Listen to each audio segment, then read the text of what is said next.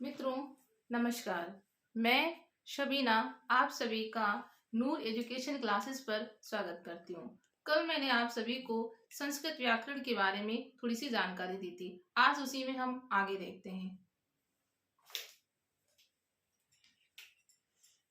देखिए, संस्कृत, जैसे संस्कृत शब्द के बारे में कल पढ़ा था कि ये संस्कृत सम उपसर्ग और इसमें सुट का आगम और क्री धातु और ता प्रत्यय के योग से संस्कृत शब्द बनता है। सम हमारा यहाँ पर उपसर्ग होता है, सुट का यहाँ पर आगम होता है और क्री हमारी धातु है जिसका अर्थ होता है करना, और ता हमारा यहाँ पर प्रत्यय है। प्रत्यय वे शब्द होते हैं जो किसी शब्द के लास्ट में आकर जुड़ते हैं, उसे प्रत्यय कहते हैं। और उपसर्ग वे होते हैं जो किसी शब्द के पहले आकर जुड़ते हैं, उसको उपसर्ग कहते हैं। और आगम को हम मित्र भी कहते हैं। क्यों? क्योंकि आगम किसी भी शब्द के बीच में आकर जुड़ जाए तो उससे उस शब्द में कोई अंतर ना हो, उसके वर्ण में कोई अंतर ना आए, तो इसी तरह से उसको आगम कहा जाता है। इसी तरह से हमने कल पढ़ा था, व्याकरण शब्द के बारे में पढ़ा था और भाषा शब्द के बारे में भी पढ़ा था। संस्कृत व्याकरण में त्रिमुनि एक वर्ड चलता है, एक शब्द है त्रिमुनि। संस्कृत शब्द के जो त्रिमुनि हैं वो 3 हैं। पहले नंबर पर हमारे आते हैं पाणिनि। पाणिनि को कल मैंने बताया था, ये संस्कृत व्याकरण के आदि प्रणेता हैं। दूसरे नंबर पर हमारे आते हैं कात्यायन। कात्यायन यानी कि वर, रुचि इनका नाम है। तीसरे नंबर पर हमारे आते हैं पतंजलि। पाणिनि ने जो ग्रंथ लिखा है उसका नाम है अष्टाध्यायी। इसी पर कात्यायन ने अपना ग्रंथ लिखा जिसे नाम दिया उन्होंने वार्तिकम।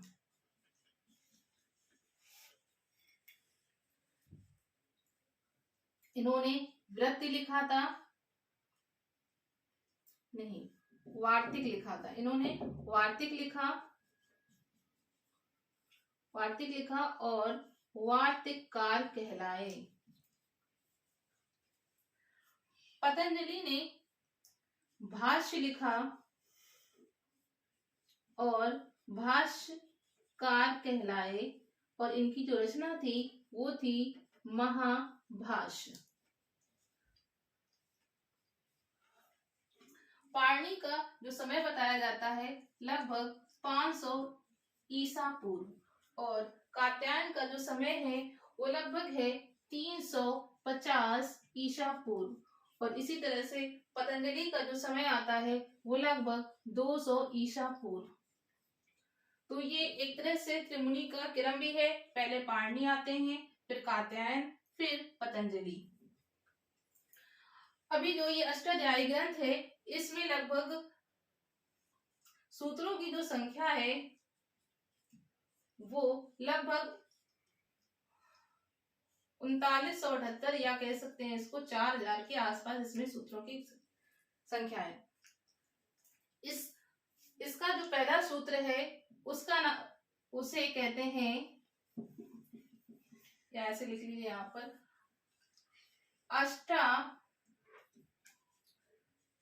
अष्टाध्यायी ग्रंथ का प्रथम सूत्र वो है वृद्धिरादैच, और इस अष्टाध्यायी ग्रंथ का अंतिम सूत्र है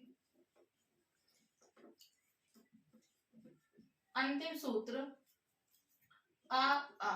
जैसे आप याद रखिएगा कि अष्टाध्यायी ग्रंथ का प्रथम सूत्र वृद्धिरादैच और अंतिम सूत्र आ। इस तरह से जो कात्यायन ने वार्तिक लिखा है, वार्तिकम, इसमें लगभग अभी पिछलन में जो सूत्र हैं वो 836 के आसपास इनके सूत्र प्रचलित में हैं। 836। तो अब देखते हैं इसी तरह से इसमें आगे बढ़ते हैं। इनके अलावा और भी व्याकरण शास्त्र के प्रणेता हैं, जैसे कि भट्टोत दीक्षित। भट्टोत दीक्षित ने एक ग्रंथ लिखा जिसका नाम है सिद्धांत कौमुदी। सिद्धांत कौमुदी। और ये इन्होंने जो लिखा था वो लिखा था वृत्ति लिखा था, और ये कहलाए थे वृत्तिकार। क्या कहलाए? वृत्तिकार कहलाए। एक और व्याकरण शास्त्र आते हैं जिनको कहते हैं वरदराज, जिनका नाम है वरदराज।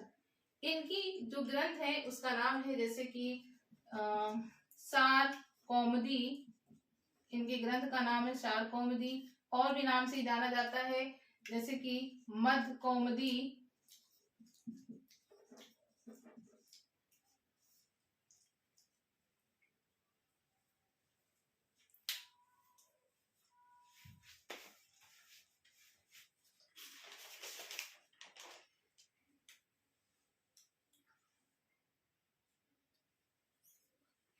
तो दोस्तों ये हमने इस तरह से पाणिनि, कात्यायन, पतंजलि और भट्टोत दीक्षित और वरदराज के बारे में जाना है। मध्य कौमुदी, सार कौमुदी इनके ग्रंथ हैं वरदराज के, और भट्टोत दीक्षित का जो ग्रंथ है उसे कहते हैं सिद्धांत कौमुदी।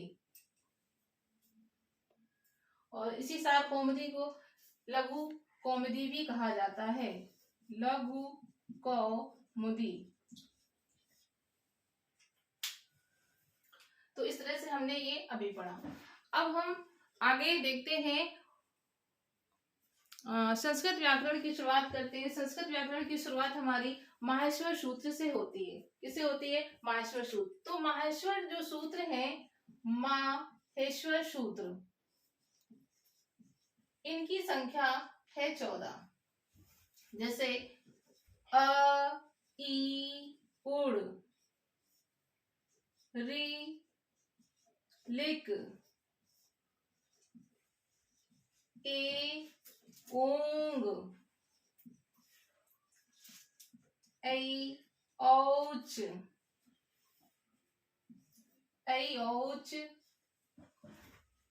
अयुड़, रिलिक, एओंग, अयोच, हैवरट,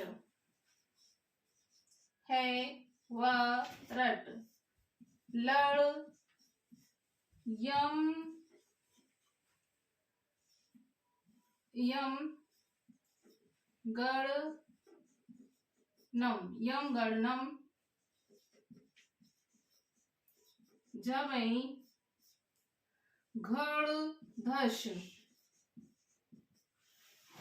घड़धस, जब, गड़दस, अयुड़, रिलिक, एओंग, अयोच, हैवरट, लड़, यम, गणनम, झवई, घड़दस, जब, गड़दस,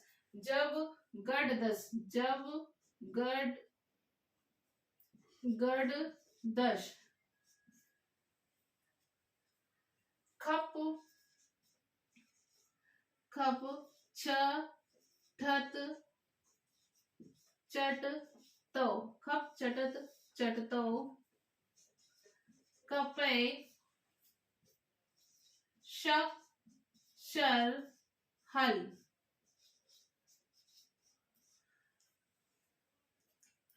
ये 14 सूत्र हैं जिनको हम माहेश्वर सूत्र कहते हैं। जैसे अयुड़, रिलिक, एओंग, अयोच, हैवरट, लड़, यम, गणनम, झवई, घड़दस, जब, गड़दस, खप, चटत, चटतो, कपे, सक्सर, हल। तो ये 14 सूत्र हैं जिनको माहेश्वर सूत्र कहते हैं, या इनके और भी नाम होते हैं माहेश्वर सूत्र के अन्य नाम। यहाँ हम देख लेते हैं माहेश्वर सूत्र के अन्य नाम। सूत्र के अन्य नाम। जैसे एक नाम तो यही हमारा है कि इसको हम क्या कह सकते हैं, माहेश्वर सूत्र भी कह सकते हैं। और एक इसका दूसरा नाम आता है प्रत्याहार सूत्र। तीसरा नाम आता है मूल सूत्र। इसको मूल सूत्र भी कहा जाता है क्योंकि संस्कृत की शुरुआत यहीं से होती है, इसीलिए इसको मूल सूत्र कहा जाता है। प्रत्याहार सूत्र इसलिए इसको कहा जाता है क्योंकि यहीं से प्रत्याहार बनते हैं, इन सूत्रों से जो ये 14 सूत्र हैं, इसीलिए इसको प्रत्याहार सूत्र कहा जाता है। इसका और भी नाम है, इसको आदि सूत्र भी कहते हैं। क्या कहते हैं, आदि सूत्र, क्योंकि ये इसकी शुरुआत यहाँ से होती है तो ये आदि सूत्र है। इसका और भी नाम है क्योंकि ये 14 हैं तो 14 को संस्कृत में चतुर्दश सूत्र बोला जाता है। चतुर्दश